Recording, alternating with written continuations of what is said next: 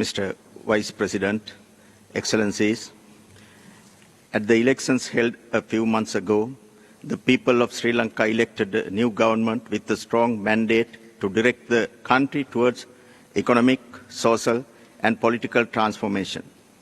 The results of these elections reflected a unified voice from people of all regions of the country, ethnicities, and religions. வணக்கம் நண்பர்களே. ஐக்கிய நாடுகள் சபையினுடைய மனித உரிமைகள் தொடர்பான மாநாடு 58வது மாநாடு கூட்டத்தொடர் தற்பொழுது நடைபெற்றுக் கொண்டிருக்கிறது. இதில் இலங்கை தன்னை எவ்வாறாவது இந்த விடயத்திலிருந்து தட்டி கழித்து விட வேண்டும் என்கின்ற ஒரு மனநிலையில் இருப்பதாகவே தெரிகிறது. வெளிநாட்டு அமைச்சர் உள்நாட்டு பொறிமுறையின் ஊடாக நாங்கள் இந்த விடயங்களை பார்க்க இருக்கின்றோம் அல்லது சாதிக்க இருக்கின்றோம் என்று குறிப்பிடுகின்றார். ஆனால் எவ்வளவு தூரம் இது சாத்தியப்படக்கூடியதாக இருக்கும் என்கின்ற கேள்வி இருக்கிறது. BTF தொடர்ச்சியாக இந்த மனித உரிமைகள் மாநாட்டில் அறிக்கைகள் சமர்ப்பித்தல் மற்றும் தமிழர்களுக்கான தமிழர் இனப்படுகொலைக்கான விடயங்களை சேகரித்தல் கொடுத்தல் என்று பல முன்முயற்சிகளை மேற்கொண்டு வருகிறது. இது தொடர்பாக நாம் துரைராசா வசீகரன் BTF அவரோடு நாம் பேசுவோம். வணக்கம் வசி. வணக்கம். வணக்கம். இந்த மனித உரிமைகள் கூட்டத்தொடர் எவ்வளவு முக்கியத்துவம் வாய்ந்தது? மிகவும் ஒவ்வொரு கூட்டத்தொடரும் மிக முக்கியமானது தமிழர்களை பொறுத்த வரைக்கும்.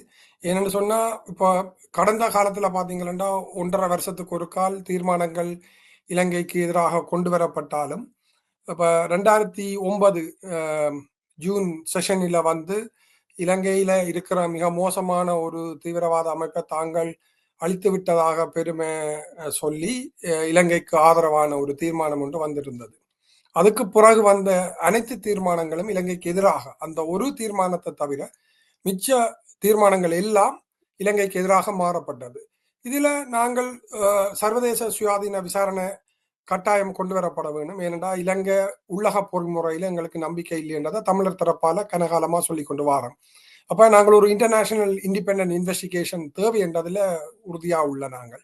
ஆனா எங்களுக்கு இருக்கிற சேலஞ்ச் என்னன்னு சொன்னா 47 நாடுகள் வாக்குரிமையோட இருக்கிற இடத்துல நாங்கள் தமிழர்கள் கனடாவிலையும் லண்டன்லையும் ஓரளவுக்கு அரசியல் வேலைகள் செயற்பாட்டில் இருந்தாலும், அமெரிக்காவிலையும் நியூசிலாந்து ஆஸ்திரேலியாவிலையும் ஓரளவு கண்டாலும் சிறிய அளவில் தமிழர்கள் அரசியல் வேலை திட்டங்கள்ல இருந்தாலும், ஈரோப்பை பொறுத்த வரையில அரசியல் ராஜதந்திர வேலைப்பாடுகள் இல்லை. உண்மையில 2009க்கு பிறகு அப்படி ஒன்றும் பெருசா இல்லை.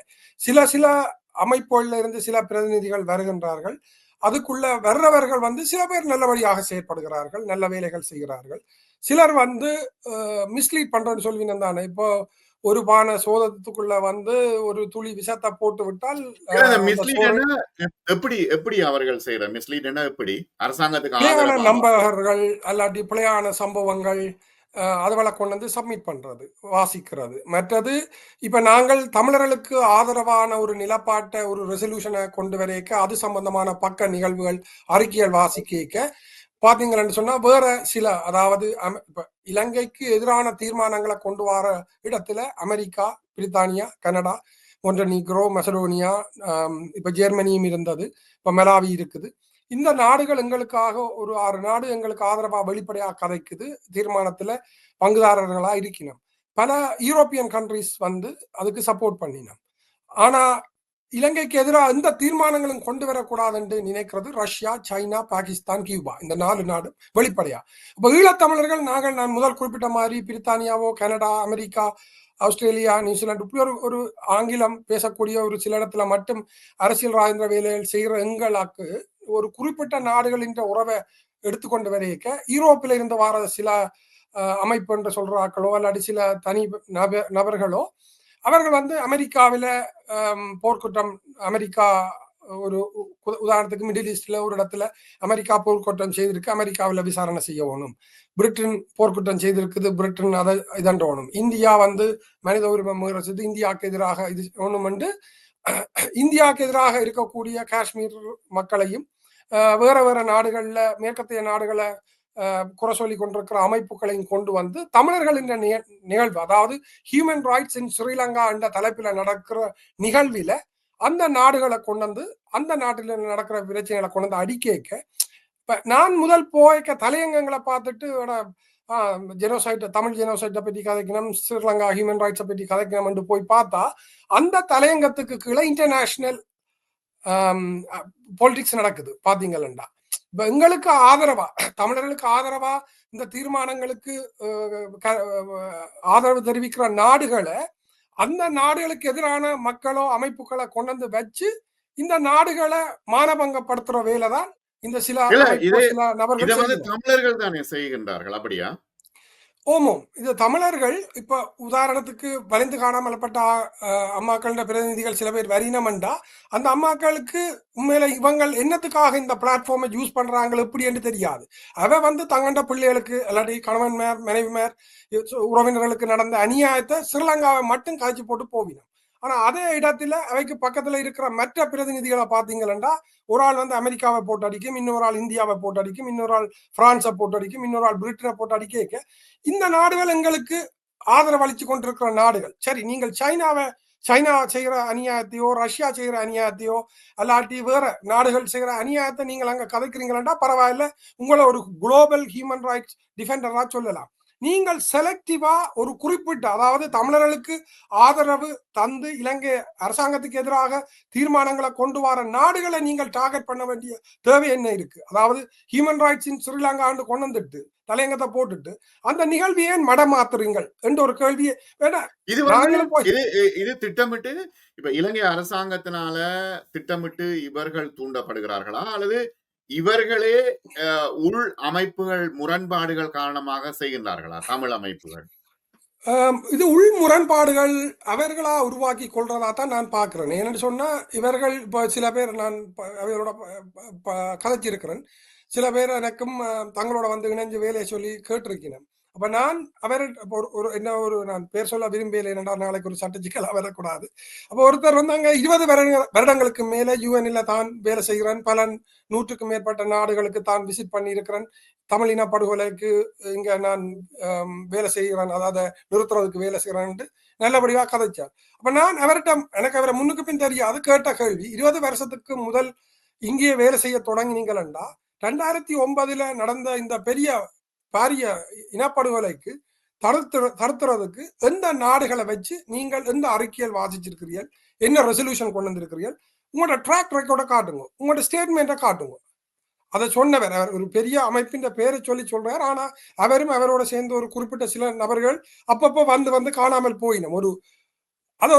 ஒரு பிழையான வகையில யாரோட பின்புலத்துல அது நடத்தப்படுறதா நான் சந்தேகப்பட வேண்டி கிடக்கு. ஏனென்றா 20 வருடத்துக்கு மேல அனுபவம் இருக்கு என்று சொல்றவர் ஒரு ரிப்போர்ட் கூட ஒரு ரெசல்யூஷன் கூட இந்த நாடுகளை வச்சு தான் கொண்டு வந்ததை சொல்ல முடியாம கிடக்கு. 2009 அவருக்கு நிறைய காலகட்டம் இருந்தது, சில நாடுகளை கொண்டு வச்சு இந்த போரை நிறுத்துறதுக்கு, அட்லீஸ்ட் மக்கள் என்றாலும் காப்பாத்தி வெளியில கொண்டு வரதுக்கு. ஹாஸ்பிட்டல் பொம் பண்ணப்படுது, சாப்பாடு போயில, மருந்துகள் போயில, எவ்வளவுக்கு சீரழிஞ்சதுங்க மக்கள். அப்ப நீங்கள் யூஎன்ல 20 வருஷத்துக்கு மேல வேலை செய்றீங்கன்னா நீங்க என்ன செய்திருக்கிறீர்கள் என்ற ஒரு கேள்வி இருக்குதானே.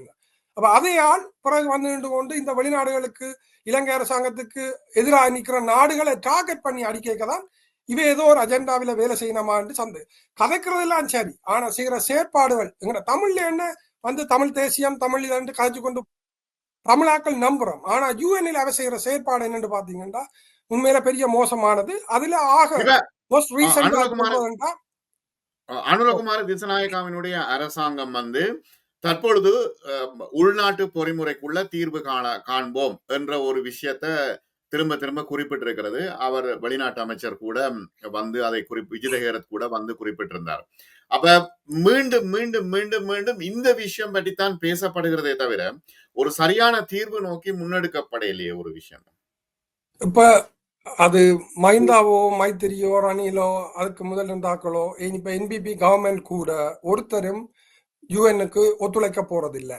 ஏன்னு சொன்னா அங்க தோண்ட தொடங்கினால் பல விஷயங்கள் தமிழர் சிங்களவர் முஸ்லிம்களுக்கு நடந்த பல படுபாதகமான மோசமான ஒரு இனப்படுகொலைகள் எவ்வளவு மோசமா அங்க நடந்திருக்குதுன்றது வெளிச்சத்துக்கு வரும். ஏனென்றா பல புதைகுழிகள் எடுக்கப்பட்டிருக்கு. அந்த புதைகுழிகள்ல எடுக்கப்பட்ட எலும்புக்கூடுகளோ அல்லாட்டி அதுல வந்த தடயங்களுக்கு என்ன நடந்தான்னு யாருக்கும் தெரியாது.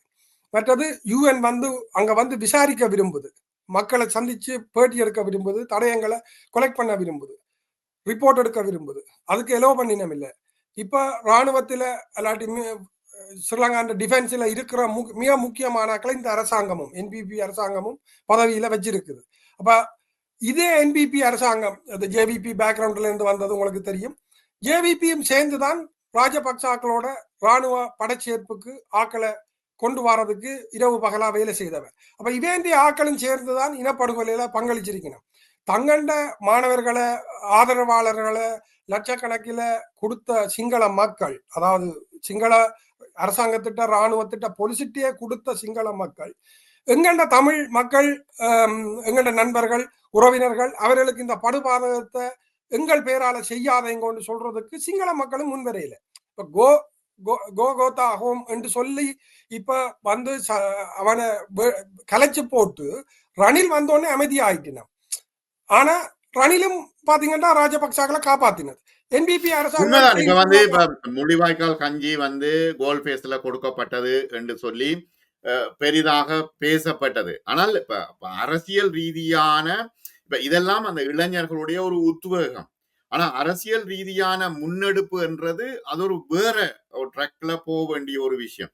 ஆனா அனுரகுமார திசநாயக்காவும் ஒரு முழுமையான அரசியல் தீர்வை கொடுக்க தயாராக இல்லை. காரணம் என்னவெனில் சிங்கள வாக்கு வங்கி.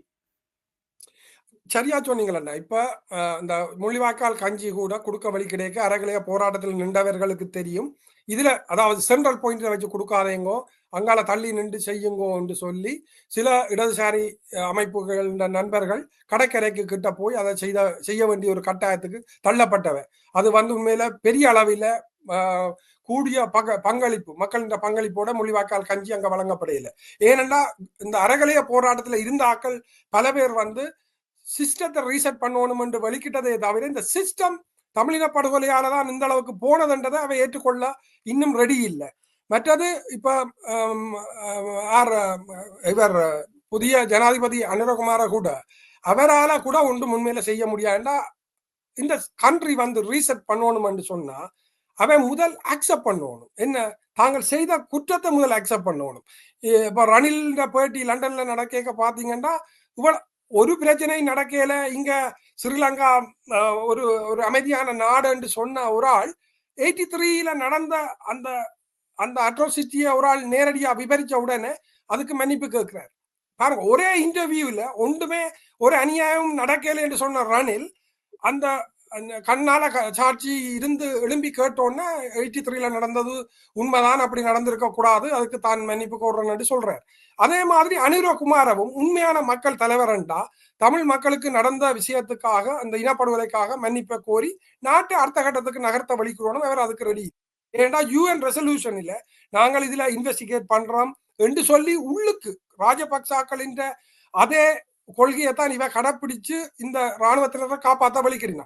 மற்றது இவரோட ஸ்லோகனை பாத்தீங்கன்னா இலங்கையர் என்று எங்கள் எல்லாரையும் சொல்லணும் என்று எதிர்பார்க்கிறார். ஆனா அங்க தமிழர், முஸ்லிம், சிங்களவர்கள், பரங்கியர் என்று பல்லினத்தவர்கள் இருக்கணும். நீங்கள் முஸ்லிம்களை வந்தோ அல்லாட்டி தமிழர்களை வந்தோ பரங்கியரையோ வந்து உங்களை அப்படி அடையாளப்படுத்தாதீங்கன்னு சொன்னா நாங்கள் ஒரு காலம் கேட்க போறதில்லை. ஏனென்றால் தமிழர் தான், முஸ்லிம் தான், பரங்கியர் தான், சிங்களவரும் சிங்களவர். இவர் இலங்கையர் என்று எங்களை அடையாளப்படுத்துங்க சொல்றாருண்டா சிங்களவர்களோட அதுக்கு உடன்பட போறதில்லை. உடன்படக்கூடிய சிங்களவர்கள் யாருண்டா இந்த இனப்படுகொலையை தமிழ் இனப்படுகொலையை உருமறைப்பு செய்யறதுக்கு இந்த இனப்படுகொலையாளிகளை காப்பாத்துறதுக்காக ராஜபக்சாக்கள் உட்பட இவைகளை காப்பாத்துறதுக்காகத்தான் இப்ப தற்சமயம் தங்களை இலங்கையர்கள் என்று சொல்லி ஒரு இந்த விஷயங்களை உருமறைப்பு செய்து அண்டத காப்பெட் போடுறதுக்கு பரிவிதமே தவிர உண்மையா இலங்கையர் என்று அவை கூட சொல்ல போறதில்லை. அவை பழையபடி இல்ல. ஆனா அந்த அனுரகுமார திசநாயக்காவினுடைய அந்த வசீகர பேச்சு, அவர்கள் மக்கள் மத்தியில இலகு மொழியில பேசுறது, தான் ஒரு ஏழை தாயின் புதல்வன் என்று விளங்கப்படுத்துற விஷயங்கள் வந்து மக்கள் மத்தியில எடுபட்ட காரணத்தினால்தான் இவ தமிழ் மக்களே 3 பேரை எம்பியா கொடுத்துட்டார்களே. அப்ப வந்து ஆகவே இந்த விஷயத்தை அவர்கள் முன்னிலைப்படுத்தக்கூடிய வாய்ப்பு இருக்குது இல்லையா? சரியா சொன்னீங்களேண்டா இந்த விஷயத்தை தான் அவர் இப்ப ஜெனிவாவில வந்து விஜயகரத்தம் வந்து சொல்லி போட்டு போறார். ஏண்டா தங்களுக்கு தமிழ் மக்களின் ஆதரவு இருக்குண்டு. அது பொய் என்ன? ஏனென்றா வடக்கு கிழக்குல விழுந்த ஓட்டு வீதாசாரத்தை பாத்தீங்கன்னா 75% மேல தமிழ் தேசிய ஓட்டு சிதஞ்சு போனாலும் 75% ஓட்டு என்பிபிக்கு போயில்லை. 25% உட்பட்டது. 29 பாயிண்ட் சம்திங் தான். சாரி, ஆனா என்னன்னா 24 வாசி, பாயிண்ட். அந்த விஷயங்களை யாரும் பார்க்க மாட்டாங்க. இப்ப 3 அத எம்பிக்கள் நாங்கள் கொக்கா இருக்கிறது. வெளிச்சத்துக்கு கொண்டு வர வேணுமண்ணா. அதத்தான் இப்ப நீங்க என்ன கேட்கறதால நான் வெளிச்சத்துக்கு இதை கொண்டு வரணும். நீங்கள் அந்த வாய்ப்பை தாரீங்கள். அதை அங்க உள்ள தமிழ் அரசியல்வாதிகளும் முஸ்லிம் அரசியல்வாதிகளும் மலையாள தமிழர்களும் வெளிப்படையாக பேச வேண்டும். அந்த மக்களுக்காக உண்மையை சொல்ல வேண்டும். ஏண்டா வந்த 3 எம்பிக்களுக்கும் தெரியும் 24 ஓட்டு தான் வடக்கு கிழக்குல என்பிபிக்கு விழுந்தது. 75% மேற்பட்ட ஓட்டு தமிழர்கள் தங்களை அங்கீகரிக்கவில்லை என்று. ஆனா விகிதாசார முறைப்படி 3 பேர் வந்திருக்கிறார். அந்த 3 பேரோட பின்புலத்தை பார்த்தீங்கன்னா ரணில் சொன்ன மாதிரி எல்போட்டில் வந்தாக்கல்ல. அந்த விஷயம் ரணில் சொன்ன அந்த எல்போட் இவைக்கு பொருந்தலாம். ஏனென்று சொன்னா அவையிட்ட உண்மையில தமிழ் மக்களின் உண்மையான உயிர் நாடி துடிப்பை தெரிஞ்சவர்கள் என்றா தங்கண்ட தலைவர் எல்லாரும் தமிழர் சிங்களவர் முஸ்லீம் என்று தங்களை சொல்லாமல் எல்லாரும் இலங்கையர் என்று சொல்லணும் என்ற கேம்பெயினை எடுத்திருக்க மாட்டார். அது அங்க விலப்படாது. நான் இலங்கையர் என்று சொல்லி, நானும் இலங்கையில பிறந்தேன், நான் இலங்கையர் என்று சொல்லி பெருமிதம் அடையணும் என்றா அந்த நாட்டை நேசிக்கிறதுக்கு அந்த நாடு என்ன உண்மையில கவனமா பார்த்திருக்கணும். அதை என்ன செய்து இந்த உறவினர்களை நண்பர்களை ஓட விரட்டி கொலை செய்து கற்பழிச்சு காணாமல் ஆக்கப்படைக்க நான் என்னென்று பெருமைப்படுவேன் இலங்கையன் என்று அப்படி சொல்ல போறதில்லை. அப்படியான ஒரு காலம் பெறணும். அப்படி அவர் தன்னை ஒரு மக்கள் தலைவனா நினைக்கிறார் என்று சொன்னா ஓகே, அவர் அரசியலுக்காக சொல்லி இருக்கலாம். ஆனா இதுல ஒரு முக்கிய விஷயம் ஒன்று கிடக்கின்றா, 3 எம்பிக்களோட இருந்த என்பிபி இன்றைக்கு இவ்வளவு ஓட்டோட ஓவரால் பார்லிமெண்ட் கண்ட்ரோல் பண்ணுதண்டா இலங்கையின் அரசியல் பங்குரோத்து நிலைமையை தாண்டி போட்டு. இல்ல அதே நிலைமை தானே தமிழ் அரசியல்வாதிகளுடைய நிலைமையும் இருக்குது. இப்ப தமிழ் அரசியல் நீங்க சொன்ன அதே பங்குரோத்து நிலைமை தமிழ் அரசியல்வாதிகள் மத்தியிலேயும் இருக்குத்தானே. அவர்கள் தமிழ் மக்களை பற்றி அரசியல் ரீதியாகவும் சிந்திக்கல, பொருளாதார ரீதியாகவும் சிந்திக்கல, உளவியல் ரீதியாகவும் சிந்திக்கல. அப்ப இந்த பிரச்சனை ஒரு மிகப்பெரிய பாதிப்பை ஏற்படுத்தி இருக்கிறது மக்களுடைய மனதில இல்லையா? நிச்சயமா. இப்ப சம்பந்தன் ஐயாவோ அல்லாட்டி சுமந்திரனோ மாவசேனாதி ராஜா ஐயாவோ இப்ப மற்ற தமிழ் அரசியல் தலைவர்கள் யார் என்றாலும் ஏதோ ஒரு வகையில 6ஆம் திருத்த சட்டத்துக்குள்ள போய் நின்று கொண்டு இலங்கை அரசாங்கத்தை காப்பாற்றுறதுக்கு அவைகளோட சேர்ந்து சில திட்டங்களுக்கு ஆதரவளிச்சு கொண்டு போயினோம். இப்ப இலங்கையில உள்ளக விசாரணை வேண்டாம், சர்வதேச விசாரணை மட்டும்தான் வேணும் என்று சொல்ற அரசியல் தலைவர்கள் தமிழ் ஆக்கள் இருக்கணும், வடக்கு கிழக்கில இருக்கணும், இல்லை என்று சொல்ல இயலாது. ஆனா அவர்களால அங்க அடுத்த கட்டத்துக்கு போக முடியாம இருக்கின்ற அவ ஒரு விரல் விட்டெண்ணக்கூடிய ஆக்கள். இதுல இன்னும் ஒரு எம்பி, நான் பேச சொல்றது சரியில்லை இந்த நேரத்துல, அரசியலாக்க விரும்பல, அவர் ஐசிசிக்கு கொண்டு போகணும், தமிழின படுகொலை என்றெல்லாம் நல்ல தமிழ் தேசியம் கதைக்கிறார். அவர் ஒரு சட்ட பின்புலத்தில் இருந்த ஒரு ஆள் இன்றைக்கு அந்த சட்டத்தை பாவிச்சு தமிழ் மக்களுக்கான இந்த இனப்படுகொலையை நிரூபிக்கிறதுக்கு என்னத்தை செய்திருக்கிறார் பாத்தீங்கன்னா இல்ல. இப்ப ரணில் இந்த லண்டன்ல நடந்த பேட்டி, இப்ப முந்த நாள் வந்த அல் ஜசீரா பேட்டியில பாத்தீங்கன்னா ரணில் சொல்றார் பிரதம நீதியரசர் தான் இதுக்கெல்லாம் பொறுப்பண்டா, சுமந்திரனும் ஒரு பெரிய அரசியல் அறிவோட இருக்கிறன்னு சொல்றார், கயேந்திரகுமார் அரசியல் அறிவோட இருக்கிறன்னு சொல்றார். நீங்கள் தமிழ் மக்களுக்கு இருக்கிற ஒரு பழைய அரசியல்வாதிகள், சட்டம் தெரிஞ்சாக்கள், அரசியல் தெரிஞ்சாக்கள் சொல்ற நீங்கள் இப்ப ரணில் சொன்ன இந்த விஷயத்தை வச்சு நீங்கள் பிரதம நீதியரசரை பொறுப்பு குரலுக்கு கொண்டிருப்பீங்களா? சட்டத்தை நீங்கள் பாவிப்பீங்களா? இப்ப தமிழ் அரசியல்வாதிகள், நீங்கள் கேட்ட அந்த தமிழ் அரசியல்வாதிகள் என்ன செய்ய போயினோம்? அப்ப பிரதம நீதியரசருக்கும் தமிழின படுகொலையில இந்த ஈஸ்டர் சண்டே அட்டாக் விஷயத்துல முஸ்லிம் மக்களை தீவிரவாதிகள சித்தரிக்கிறதுல இவைக்கும் இதுல பங்கிருக்கான்ற ஒரு கேள்வி வருது. அப்ப ஜுடிஷியல் சிஸ்டம் இண்டிபெண்டா இல்ல, அதுவும் பொலிட்டிசைஸ் பண்ணப்பட்டிருக்குது. பிரதம நீதியரசர்களும் போலீஸ் துறையும் மற்ற பாதுகாப்பு துறைகள் எல்லாம் இலங்கை அரசாங்கத்தின் இனப்படுகொலைகளை செய்கிறதுக்கு திரும்ப ஏதோ ஒரு வகையில உதவி கொண்டிருக்கணும். முதல் தமிழர்கள் இப்ப முஸ்லிம் மக்களை கொண்டு வந்துட்டினோம். ஆனா இன்றைக்கு மத்திய கிழக்கிலையும் மேற்கத்திய நாடுகள்லையும் இலங்கைக்கு எதிரான கேள்விகள் அடுத்தடுத்து வர தொடங்கினோன்னு இப்ப பதுங்க பாக்கணும். என்னடா வாசி, நீங்க இப்ப இலங்கை தமிழ் அரசியல் தலைவர்களோடு சேர்ந்து வேலை செய்யறீங்களா இல்லையா? அவ சேர்ந்து வேலை செய்தாதான் ஏதாவது ஒரு இணக்கப்பாட்டுக்கு வர முடியும் அல்லது ஒரு முன்னேற்றத்துக்கு வர முடியும். நாங்கள் பேஸ் பண்ணி இப்ப டாஸ்போராவில நாங்கள் ஒரு முக்கியமான வேலை திட்டத்தை, அதாவது UN ஹியூமன் ரைட் கவுன்சிலில் இதை இனிஷியேட் பண்ணி 2009 இருந்து வேலை செய்ய தொடங்கி இருக்கிறோம். அதுக்குள்ளால இந்த தீர்மானங்களை அடுத்தடுத்து கொண்டு வரதுக்காக தொடர்ந்து முயற்சிக்கிறோம். பல நாடுகளில் உள்ள பல டாஸ்பரா தமிழ் அமைப்புகள் எங்களோட சேர்ந்து பயணிக்குது. நாங்கள் தனியாக செய்யல. அதுக்கு நாட்டில இருந்தும் மக்களும் உதவி செய்யணும். நீங்கள் கேட்ட அந்த அரசியல்வாதிகள் அப்பப்ப சில விஷயங்கள்ல உதவி செய்திருக்கணும், கேட்ட விஷயங்களை செய்து தந்திருக்கணும். இப்போ உதாரணத்துக்கு சர்வதேச சுயாதீன விசாரணை வேணும், இந்த எவிடன்ஸ் கொலெக்ஷனை கொண்டு வர வேணும், இன்டர்நேஷனல் ஆர்பிட்ரேஷன் என்று சொல்றது, அதாவது இலங்கையில ஒரு அரசியல் தீர்வு கொண்டு வர வேணும்டா இன்டர்நேஷனல் ஆர்பிட்ரேஷன் எப்படியும் உங்களுக்கு தேவை. அதுக்கு எங்க தமிழர்கள விஷயத்தை வடிவா விளங்கி கொண்ட பல நாடுகள் இருக்குது. அவையின் தலைமையில இந்த இன்டர்நேஷனல் ஆர்பிட்ரேஷனை செய்யறதுக்கு இலங்கை அரசாங்கத்தின் பிரதிநிதிகளும் டாஸ்போரா ஊர்ல உள்ள மக்கள், அதுல நீங்க சொல்ற அரசியல்வாதிகள் உள்ளடங்களா வரும். ஆனா இதுல உள்ள சில அரசியல்வாதிகளை பாத்தீங்கன்னா, இப்ப சுமந்திரனை பாத்தீங்கன்னா அவர் யுஎன்னுக்கு உள்ளக விசாரணைக்கு மங்கள சமரவோட சேர்ந்து இதண்டி போட்டு போனார். வேற சில தமிழ் அரசியல்வாதிகளும் சுமந்திரனோட அப்பப்ப காலத்துக்கு காலம் நட்பு பாராட்டி அவற்றை டிராப்புக்குள்ள விழுந்திருக்கணும். பிறகு இப்ப விளங்கி கொள்ளினோம், ஓகே தங்களை யூஸ் பண்ணி போட்டாங்க என்று சொல்லி கவலைப்படினோம். But it's too late. உண்மையில காலம் கடந்த ஞானம். ஆனா இனி என்றாலும் நீங்கள் தெளிவாக சுமந்திரனை மக்கள் வெறுத்துட்டினம், அவருக்கு ஓட்டு போடையில புதுசா வந்த முகங்கள் அரசியல், அதாவது இந்த அரசியல் அறிவே இல்லாமல் வந்தாக்களுக்கு இருந்த ஓட்டு அளவு கூட சுமந்திரனுக்கு விளையில மக்கள் நிராகரிச்சிட்டினம். ஆனா அவர் ஏதாவது ஒரு வகையில திரும்ப பின்பாதையால அரசியலுக்கு வர முயற்சிக்கணும். அவரை போல ஆக்கள் வர நீங்கள் சொல்ற தமிழ் அரசியல்வாதிகள் விட்டுச்சினம்டா இதால பெரிய பக்க விளைவு வடக்கு கிழக்குல தமிழ் மக்களுக்கும் மக்களுக்கும். இன்னும் ஒரு விஷயம் என்னன்னா வாசி, பாராளுமன்றத்துல ஆளை ஆள் குற்றம் சொல்றதும் குறை சொல்றதுலயுமே இருக்கிறார்களே தவிர யாருமே ஒரு இதுவரையில நான் பார்த்து கொண்டிருக்கிறேன், கிட்டத்தட்ட 3 மாதம் ஆயிட்டு நினைக்கிறேன், யாருமே இதுவரையில ஒரு ஆக்கப்பூர்வமான விஷயங்களை பற்றி பேசுறதா இல்ல தமிழ் அரசியல்வாதிகள். அது உண்மையில ஒரு துன்பியலான ஒரு விஷயம் நீங்கள் சொல்றது. என்னன்னு சொன்னா, ஒரு சரியான தலைமை பொறுப்பு எங்கண்ட தமிழ் அரசியல்வாதிகளுக்குள்ள இல்ல. இப்ப சம்பந்தன், சுமந்திரன், மாவையர் ஐயா என்று சொல்லி ஒரு கொஞ்சம் பேர் தங்களை தமிழ் அரசியல் தலைவர்கள் என்று படம் காட்டி கொண்டு முன்னுக்கு தமிழ் மக்களை உண்மையில அநியாயமா அவன் அரசியல் நடவடிக்கைகளை சீர்குலைச்சு போட்டினோம். இப்ப ஒரு புது தலைமையோட நல்ல கெட்டித்தனத்தோட உள்ள திறமையானவர்கள் அங்க இருக்கிறார்கள், இளைஞர்கள் இருக்கின்றார்கள், பழைய அனுபவசாலிகள் அறிவாளிகள் இருக்கின்றார்கள், சிவில் சமூகம் இதுக்கு பின்னால இருக்குது. இப்ப சங்கு சின்னத்தில தமிழ் தேசியம் என்று சொல்லி ஒரு ஒரு ஒரு ஒரு தேர்தல் டைம்ல வெளிக்கிடைக்க கூட அதுக்குள்ளே நீங்க பாத்தீங்க என்றால் ஒரு குறிப்பிட்ட சில தமிழ் அரசியல்வாதிகள் போய் யுஎன்பிக்கும் எஸ்எல்பிக்கும் என்பிபிக்கும் அதுக்கு சொல்லி போய் நின்றுட்டினோம்.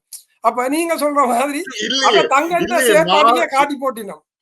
மாவியே சொன்னாரே, சங்குக்கும் போட்டேன், சஜிதுக்கும் போட்டேன், ரணிலுக்கும் ஏதோ சொல்லி கொண்டிருந்தாரு, எல்லாருக்கும் போட்டேன்னு சொல்லி கொண்டிருந்தாரு. இது என்ன அரசியல்? உண்மையில ஒரு அரசியல் நாகரிகமற்ற ஒரு ஒரு ஒரு வேலை. உண்மையில ஒரு தலைவரே இதை இப்படி பப்ளிக்கா 3 பேருக்கும் போட்டேன்டா, ஒரு அரசியல் தலைவரா, ஒரு ஒரு பழம் பெரும் கட்சி இந்த தலைவரா இருந்த ஒரு ஆள் இதை சொன்னதிலேயே எங்கண்ட அரசியல் வங்குரோத்து நிலைமை உங்களுக்கு விளங்கி இருக்கும். அப்ப தமிழ் மக்கள் புது தலைமையே நல்ல அரசியல் அறிவு மற்றது ராஜதந்திர ரீதியில செய்யப்படக்கூடியவர்கள் இருக்கணும், அவைகளை அடையாளம் கண்டு அடுத்தடுத்த தேர்தல் களங்கள்ல இறக்க வேணும். அதுக்கு எப்ப இறக்கிறது என்ற பிரச்சனை இருக்குது. இப்ப ஒரு அரசியல் தலைமை இல்லாத ஒரு வங்குரோத்து இனமாக தமிழினம் மாறிவிட்டதா?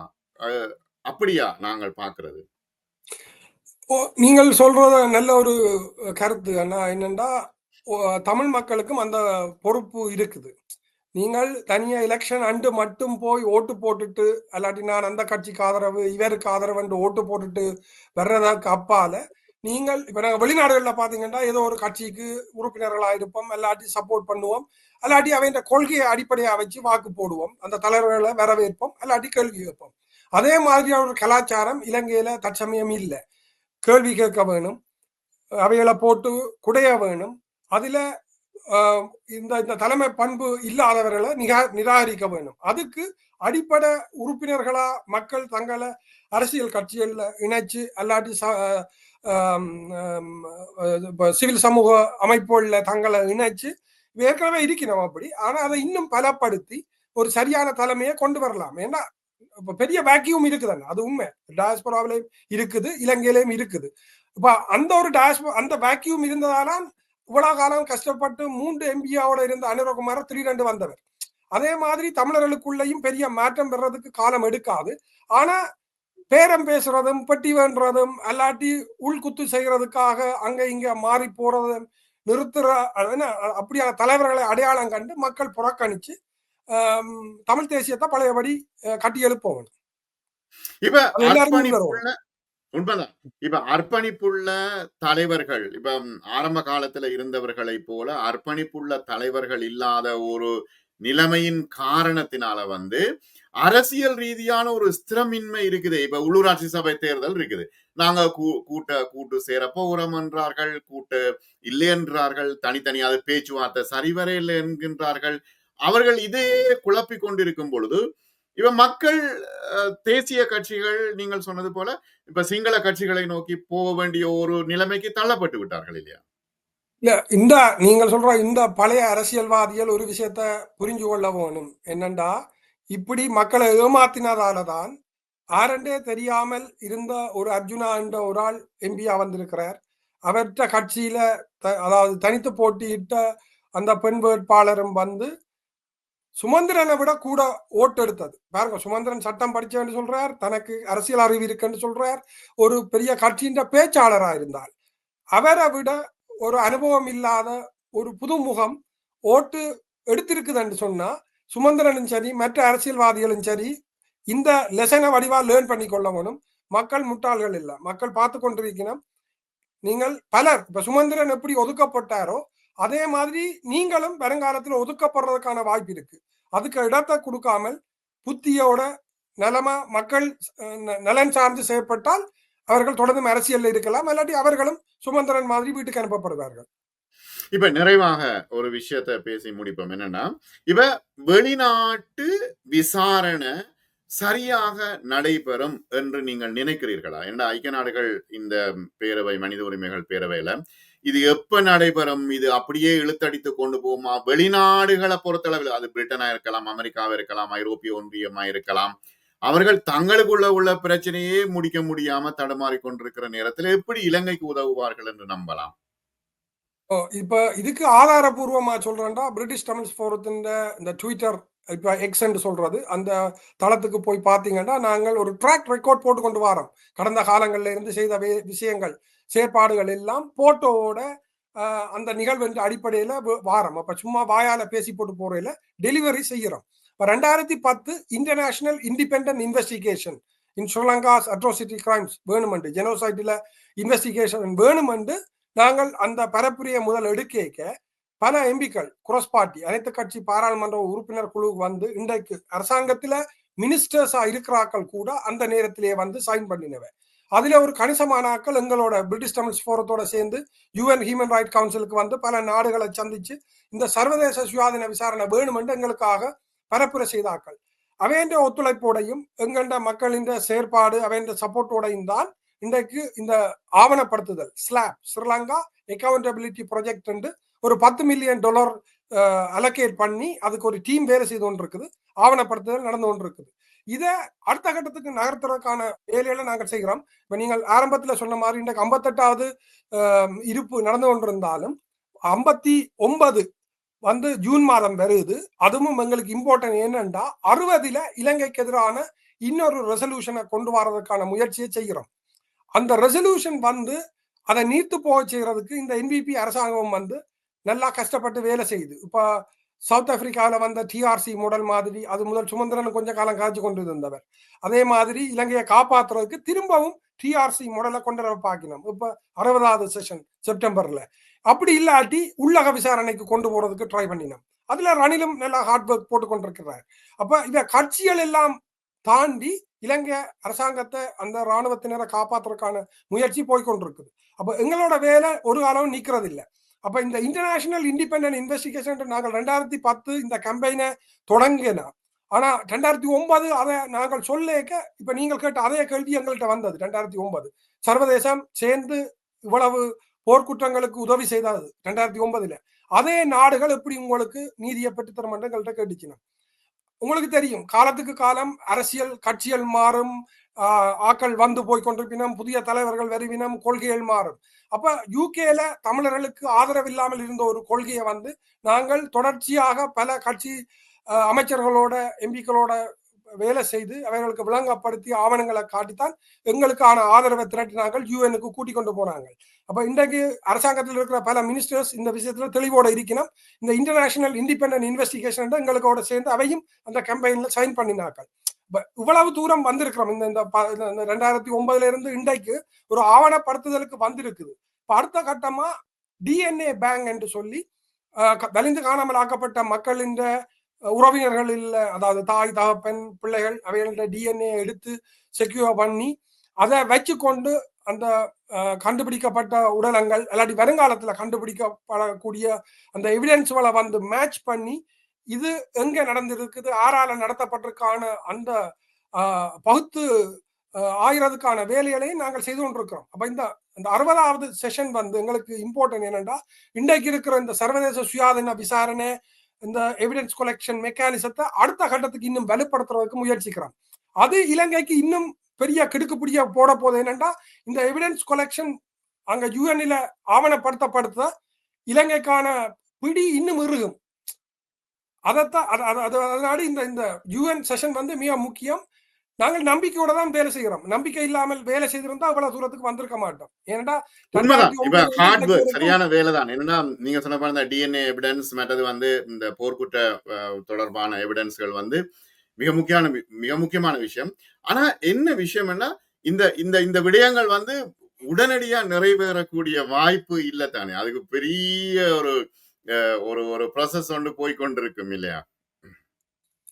ஓமன், அது உண்மையில ஒரு வெரி பெயின்ஃபுல், ஒரு வலி மிகுந்த பயணம் இது. ஏனென்றா இவ்வளவத்தையும் கண்ணால பார்த்தாக்கள், இவ்வளவத்தையும் இழந்த மக்களுக்கு என்னென்று நம்பிக்கை வரும்னு நினைக்கிறீங்கள்? எல்லாரும் கைவிட்டுட்டினோம், எல்லாரும் சேர்ந்து அழிச்சு போட்டினோம், இவங்களுக்கு நீதி தருவாங்கள் என்று நினைச்ச சனம் இன்றைக்கு பல பேர் இப்ப எங்களோட சேர்ந்து பயணிக்க தொடங்கி இருக்கணும்.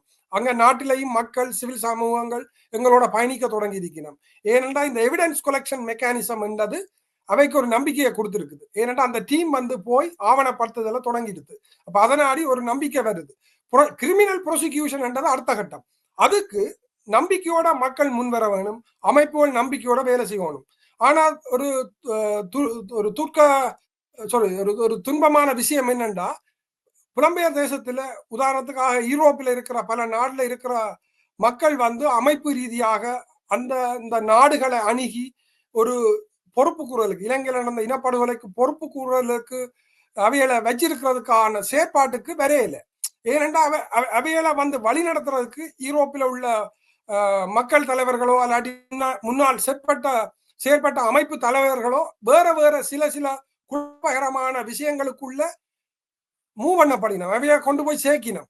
அப்ப அதுவும் திட்டமிட்டு என்னென்ன அவைகளை உணர்ச்சி வசப்படுத்தி அவைகளை வந்து ஒரு நேரான சீரான பாதையில பயணிக்க விடாமல் வெவ்வேறு வதந்திகளையும் வெவ்வேறு பிரச்சனைகளையும் உருவாக்கி அந்த மக்களை வந்து அவை இந்த சொத்துகளையோ காசுகளையோ சிந்தனைகளையோ சிதறடிக்கிற வேலையை செய்யறாங்க.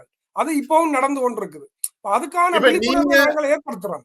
நீங்க இவ்வாறான ஒரு விஷயத்தை செய்து கொண்டிருக்கக்குள்ள அரசாங்கத்தோடு இமாலய பிரகடனம் என்று இன்னும் ஒரு பக்கம் நடைபெற்று கொண்டிருக்கிறது. அது என்ன விஷயம் உண்மையா? ஹிமாலய பிரகடனம் வந்து குளோபல் தமிழ் ஃபோரம் மற்றது சிடிசி என்று இப்ப 2 அமைப்பு தான் என்று அந்த போய் அதை தொடங்கினவை.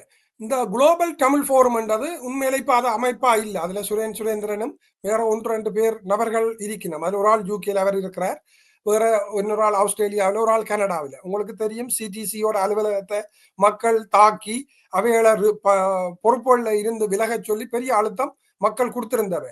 ஏனென்றா ஒரு இனப்படுகொலை செய்த அரசாங்கத்திட்ட போய் இமாலய பிரகடனம் என்று சொல்லி நீங்கள் திரும்பவும் போய் அவைய பாதுகாக்கிறதுக்கு நீங்கள் அவைக்கு ஒரு உதவியை செய்யுங்கள்.